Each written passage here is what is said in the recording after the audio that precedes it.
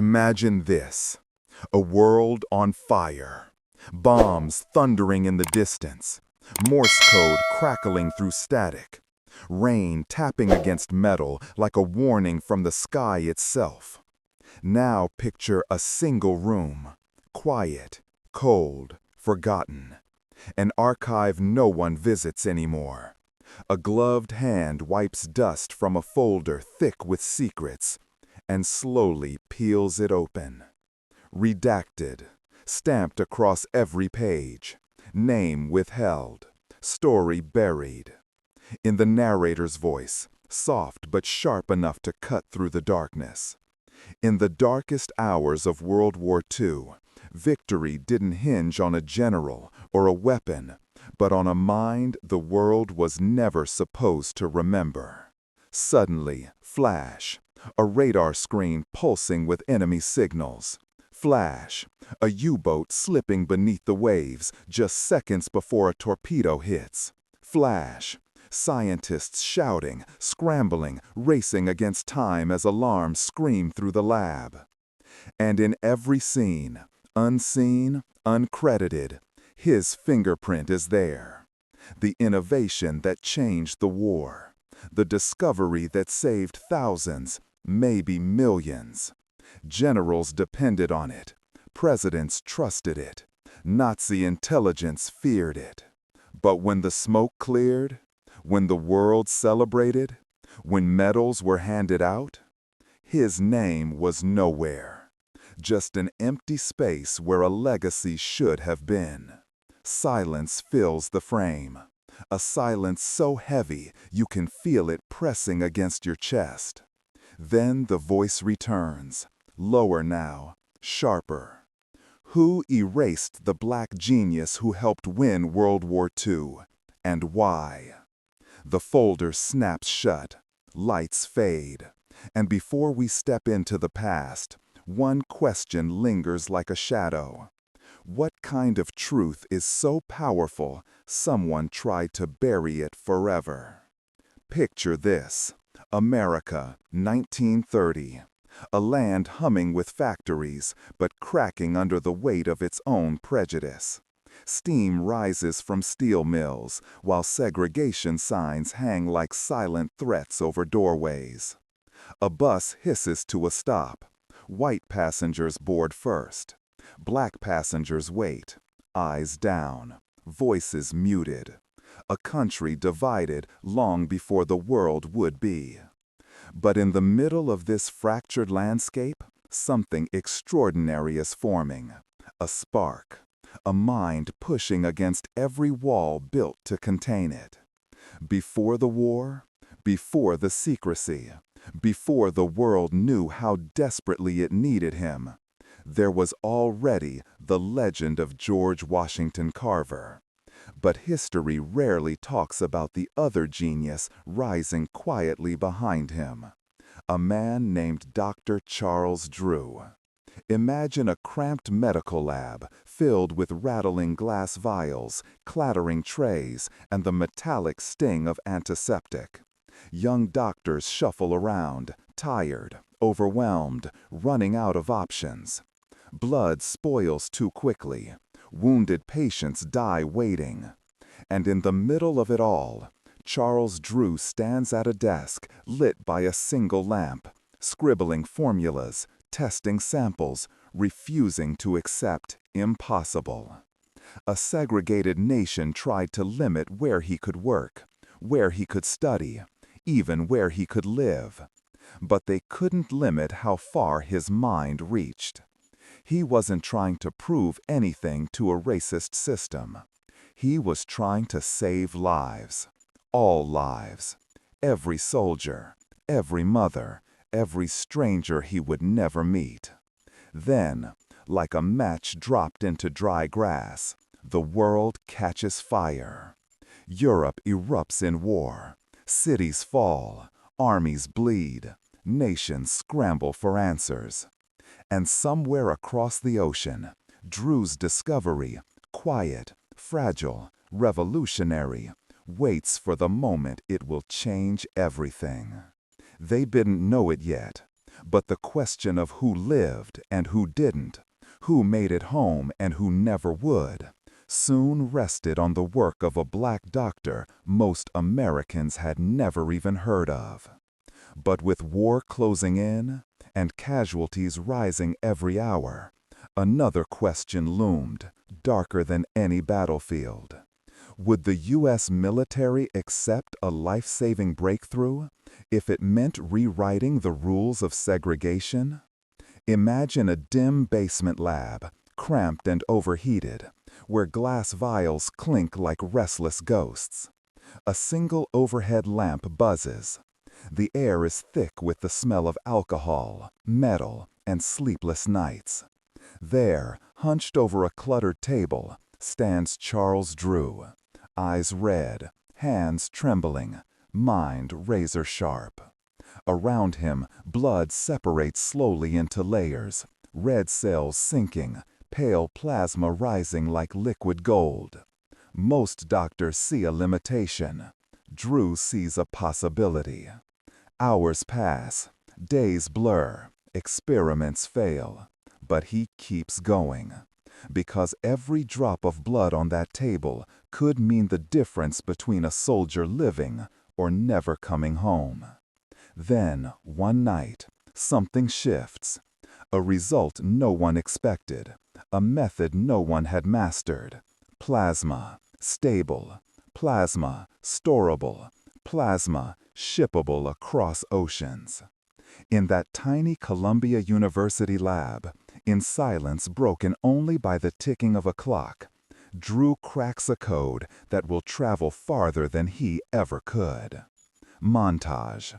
Scientists running tests, boxes being packed, cold storage units humming to life, and finally, crates stamped "Plasma for Europe" lifted into military planes bound for the front lines. His discovery becomes a lifeline stretched across continents. The world's first real blood bank, born not from wealth or privilege, but from a black doctor the system barely tolerated. Cut to Europe. A medic kneels beside a wounded soldier. Mud, smoke, screams. He pulls out a small bottle, Drew's plasma, and injects it into a fading arm. Color slowly returns. Breathing steadies. A life stolen from death's grip. And yet, back home, the man who made this miracle possible receives no celebration, no medal, no headline. His name is barely whispered. For every life he saved, the world offered him silence. But that silence wouldn't last. Because just when his success began to echo through the battlefield, a message arrived. Cold, cruel, unthinkable. An order that would strike at the heart of everything he believed in and shatter him in a way bullets never could. Picture this: a thin envelope sliding across a metal desk. No fanfare, no explanation, just ink and a rule that makes the air in the room turn cold. Charles Drew unfolds the paper slowly. His eyes move once, twice, then freeze. A new military directive, short, brutal, unscientific. Black blood and white blood must be kept separate. For a moment, the room feels silent enough to hear the heartbeat in his ears. The same army begging for his breakthrough, the same system using his plasma to save its soldiers, was now ordering him to enforce a lie dressed as policy. He reads it again, hoping he misunderstood. He didn't. Cut to hospital corridors buzzing with activity.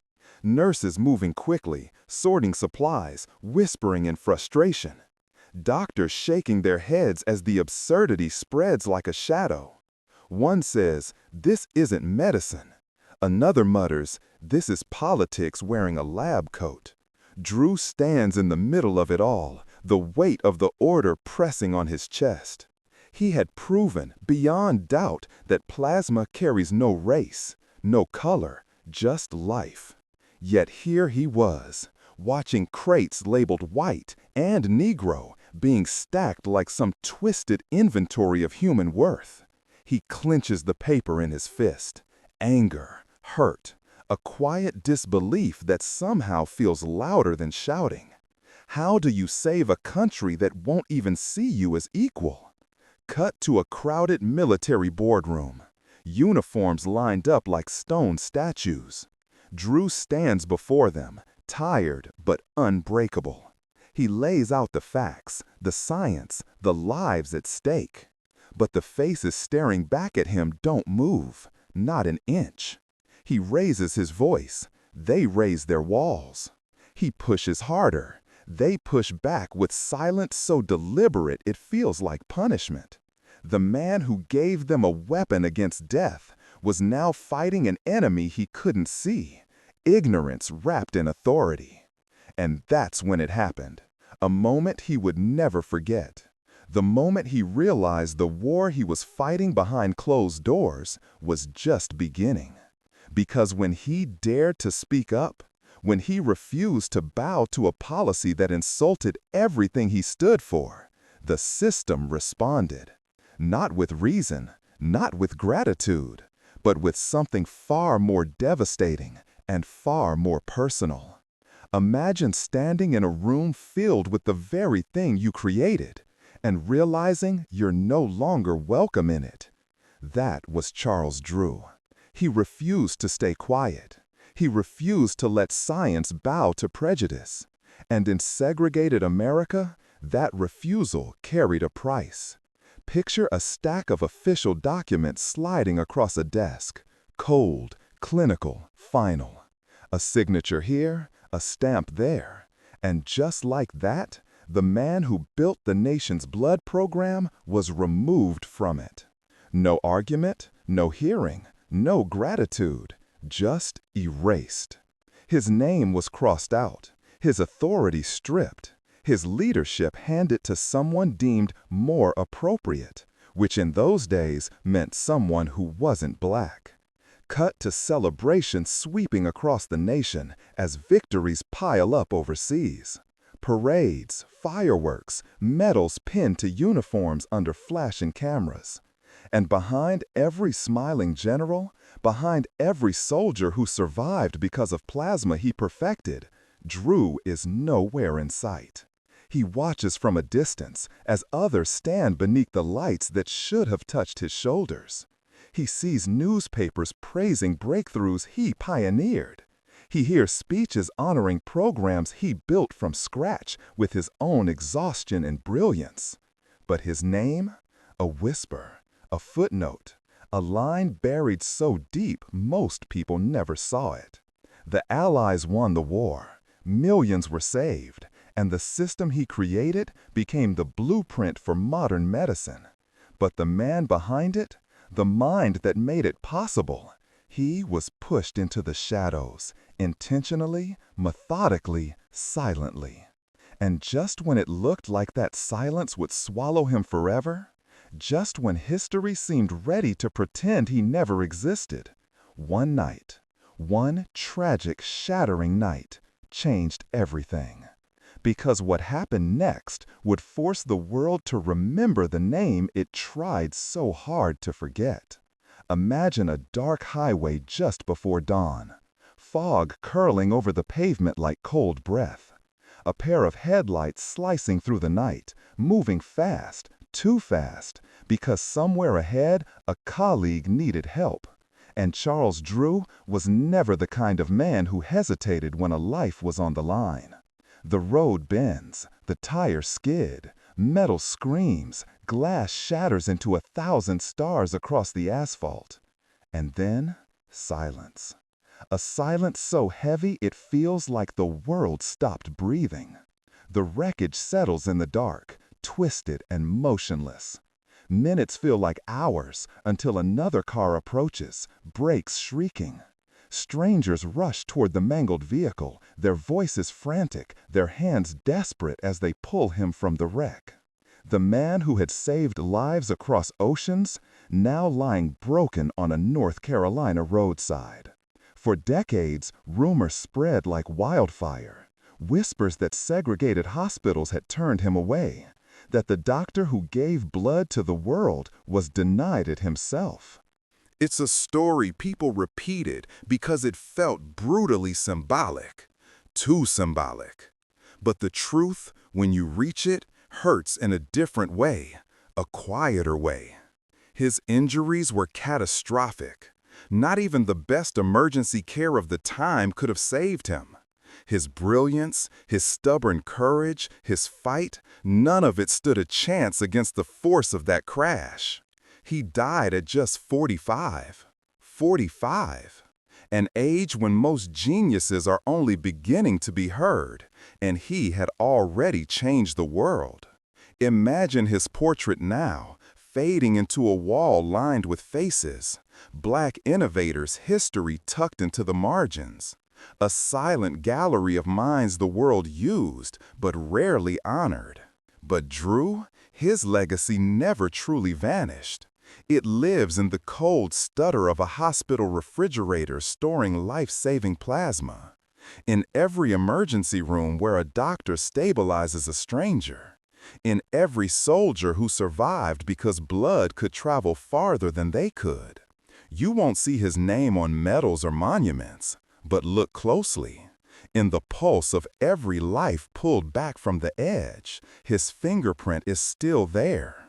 And yet, even in death, one question lingers in the shadows he left behind. Why does a nation so willing to take from him still struggle to remember him? Imagine walking through a modern hospital, bright lights, echoing hallways, machines humming with quiet precision. Nurses glide from room to room. Doctors rush toward emergencies. Blood bags hang like small red lanterns of hope. And yet, almost no one here knows the name of the man who made all of this possible. Charles Drew. A name nearly erased, a legacy almost buried, but a shadow that stretches across every life saved today. Cut to slow-motion shots of blood drives, students rolling up their sleeves, volunteers labeling bags, donors sipping juice as they rest. Every drop collected here, every life that will be saved because of it, traces back to a discovery forged by a man the history books often forgot to mention. The narrator's voice softens, almost a whisper. Drew's name was nearly erased, yet millions walk in the shadow of his genius. Fade to old textbooks, pages turning, chapters on medical breakthroughs, lines about plasma. But his name? Missing, skipped, replaced. Brilliance has no color. He proved that with every test tube, every sleepless night, every formula he rewrote under the dim glow of a lab lamp. But prejudice? Prejudice has a way of dimming even the brightest lights. Not because they stop shining, but because someone keeps switching off the spotlight. Now imagine Drew's own words appearing on screen, glowing like a final beacon. Excellence of performance will transcend artificial barriers. He believed it. He lived it. He carried that truth through every locked door and narrow hallway of a segregated America. And yet, as we look around at the world he helped build, the hospitals, the blood banks, the soldiers returning home to their families, another truth becomes impossible to ignore. Those barriers he fought against, some of them still stand. Which raises the question, if a man who saved millions could be pushed into the shadows, who else have we forgotten? Imagine the world right now, a nurse rushing down a hallway, a surgeon lifting a blood bag toward the light, a scientist in a white coat adjusting a microscope with steady hands. Different faces, different backgrounds, different histories, but all of them standing on ground Charles Drew helped build. Picture protests in the streets, voices rising, signs held high, people demanding equality not just as a dream, but as a right. Then picture a lab on the other side of the city. Brilliant minds, Black, white, brown, working side by side, chasing discoveries Drew once could only imagine. Today, every life saved through a transfusion, every emergency turned around in seconds, every soldier, every child, every parent who walks out of a hospital alive carries his imprint, his mind, his courage, his refusal to let the world's limits define what was possible.